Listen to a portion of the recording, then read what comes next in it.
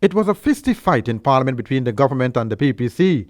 Opposition Chief Whip Gil Teixeira, along with her colleagues Juan Edgel and Irfan Ali and others, called on government to reveal their sources of their funding, taunting them and said that they cannot want to be in government and not face criticism from the opposition and public on the failed Durban Jubilee Park. All we've got is platitudes, lectures, accusations, and not one word of who are the contractors, who was the secret company, can we have the name, who were the directors of it, how much money was collected, how much money was donated in cash and kind, were these contributions handed to the contingency consolidated fund? We are going to judge this one. We are going to judge it. Fortunately, we invested in the Marriott. We have given you a jump start. We have given you a jump start. People quoting about this is in the public spaces.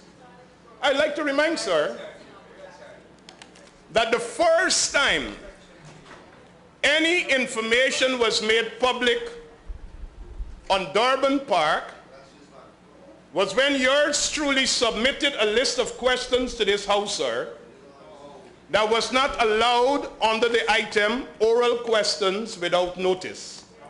And the minister sought to respond to that in this house, which was not allowed, and issued a press statement. Government Minister of Public Telecommunication Cathy Hughes told the National Assembly that the erection of the $400 million Durban Park facility was absolutely necessary since the Providence Stadium was inadequate for the independence celebration. Mr. Speaker, this location, this Durban Park Jubilee project, which accommodated more than 30,000 people on the said day, was the center of our stage.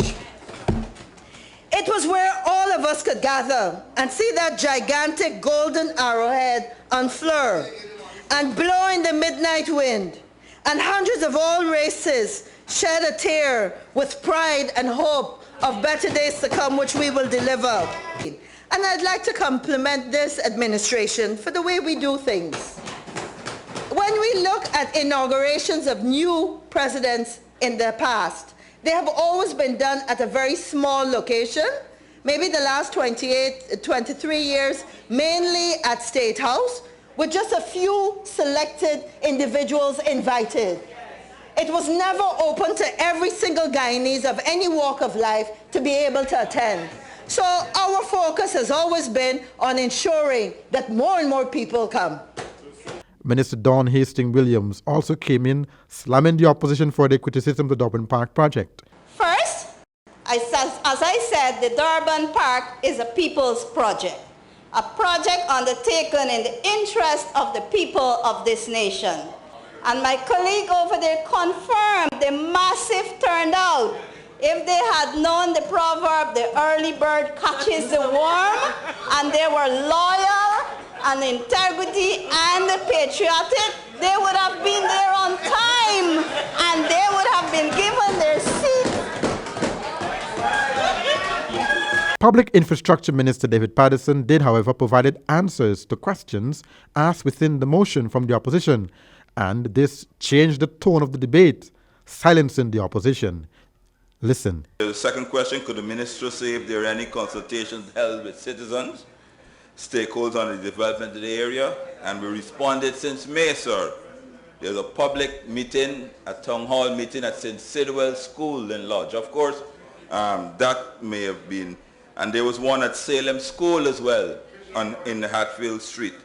Sir, in my speech last time in Parliament, stated that we also spend 134 million. 134 million, and that, sir, that it actually, the previous administration actually spent $179 million on the Durban Park. And they left us with that, yes, and they left us with that jungle, that commodity-infested jungle. Sir, they tried and they failed. And the reason this motion is here is because, sir, they are embarrassed. Exactly, sir. Almost $200 million they spent and they left us a jungle. We'll give you, sir, the names of the contractors McBrand's, Barnes Construction, N.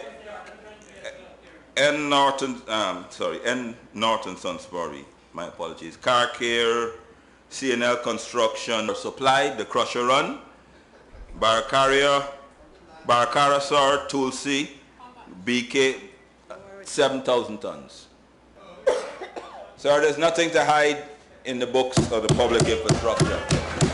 The motion's presenter, opposition MP Ejil, accused Minister Patterson of hiding behind the new company, Homestead Development Inc., since the minister did not provide details on the work that was done on the park before April 21, 2016.